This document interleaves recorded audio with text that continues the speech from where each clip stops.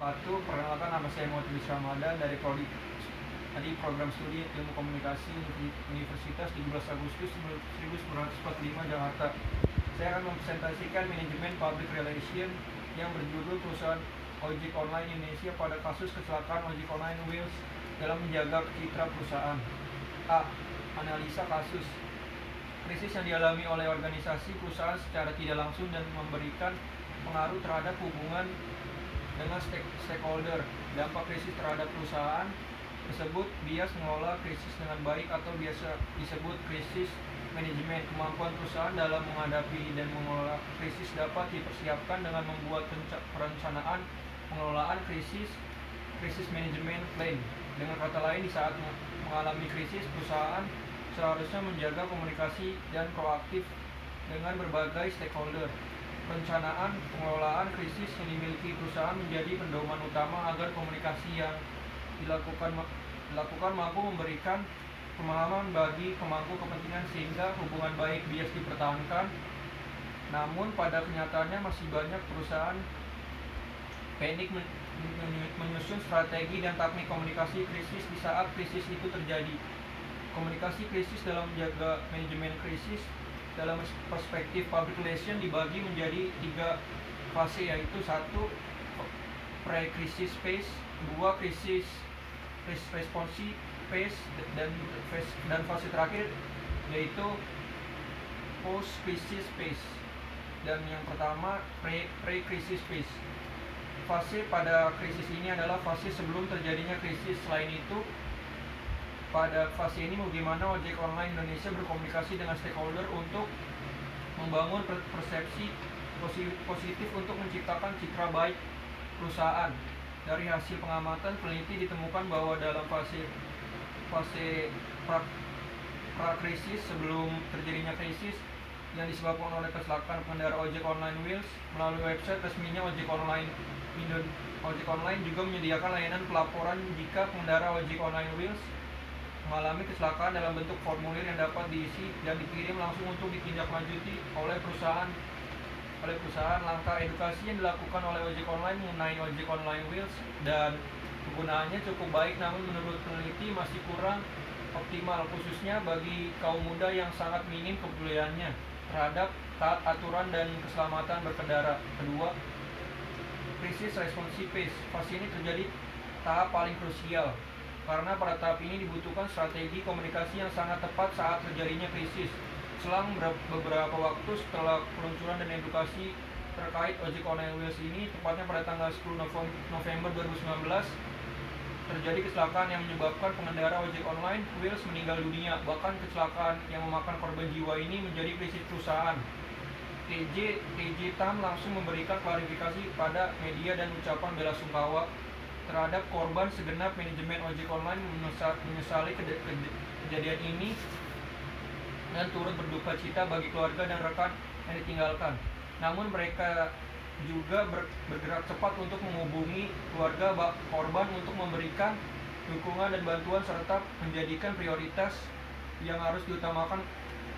Komunikasi ini menunjukkan komunikasi empati yang sangat diperlukan dalam respon krisis. Ketiga, post-crisis phase. Ini ada tahap terakhir dalam menghadapi krisis.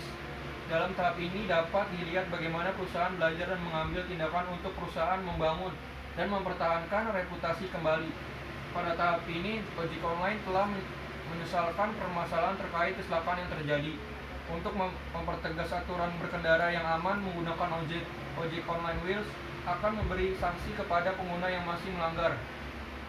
Ojek online Wheels akan memberi sanksi bagi pengendara yang tidak memakai helm, di bawah umur, dan berboncengan berupa denda sebesar 300.000 hingga penangguhan akun ojek online.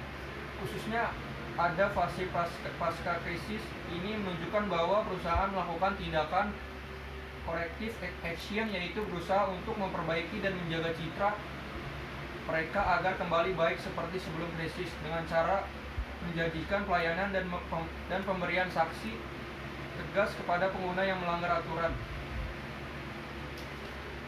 B. Pro dari perusahaan ojek online Wheels. Alasan saya memilih pro terhadap perusahaan ojek online Wheels ini Semenjak hadir di Indonesia, elektronik skuter makin marak digunakan untuk masyarakat.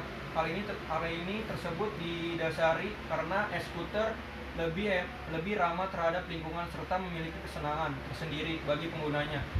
Bahkan tak sedikit yang menganggap jika menggunakan e-skuter terkesan lebih kekinian.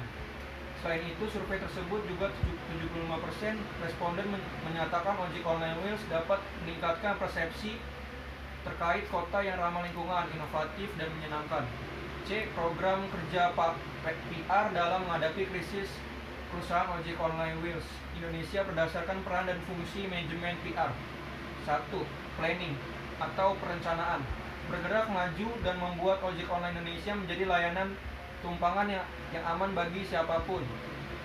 Tindakan-tindakan yang diambil dalam mencapai tujuan tersebut antara lain layanan ojek online wheels, pelatihan dan kode etik bagi ojek online wheels, pembuatan fitur keamanan bagi customer ojek online wheels, dan penyediaan elektronik skuter dan bantuan 24 jam bagi customer ojek online wheels.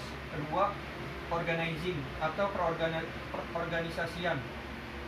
Ojek online Indonesia memiliki struktur kepengurusan dan puncak komando berada di tangan CEO yang sekaligus merupakan CEO founder ojek online Indonesia. Dalam bagian kepengurusan ojek online Indonesia terdapat pengurus inti yang mencakup CEO, founder, presiden perusahaan, leader corporate finance, dan chief technology officer. Operasional simpan sebagai anggota penambah, penggerak, perekrut, sekaligus orang yang memantau kinerja, penggerak, bagian administrator, mengelola data-data perusahaan. Ketiga, aquating atau pengarahan. Ojek online Indonesia berusaha untuk mematok harga yang sesuai agar customer sama-sama merasa diuntungkan. Ojek online Indonesia juga menyatakan bahwa menciptakan program yang membantu para pengendara mendapatkan pengalaman mengendarai elektronik skuter yang lebih baik. Semua dilakukan agar para customer elektronik skuter nyaman menggunakannya, dan sehingga ojek online wheels juga mendapatkan keuntungan. Yang keempat, pengawasan atau controlling. Ojek online wheels Indonesia kinerja para mitra dan customer dalam perusahaannya untuk mencegah potensi penghambatan dalam mencapai tujuan, karena tujuan ojek online wheels adalah menyediakan elektronik skuter yang terbaik. Kelima, evaluasi atau evaluation, memastikan kembali strategi pemasaran yang dilakukan perusahaan ojek online wheels Indonesia mampu berjalan dengan baik dan kembali menarik minat customer, mengkonfirmasi bahwasannya ojek online wheels ini merupakan inovasi ramah lingkungan. Kesimpulan, komunikasi krisis yang dilakukan ojek online Indonesia untuk mempertahankan citra perusahaan terkait kasus kecelakaan pengguna ojek online wheels yang menelan korban jiwa. Ojek online wheels gencar melakukan event untuk edukasi aman menggunakan ojek online wheels serta tegas memberikan sanksi bagi pelanggaran yang dilakukan pengguna. Hasil survei ini juga menjadi bukti bahwa ojek online berhasil melewati atau melakukan komunikasi krisis dengan baik sehingga mampu mempertahankan citranya.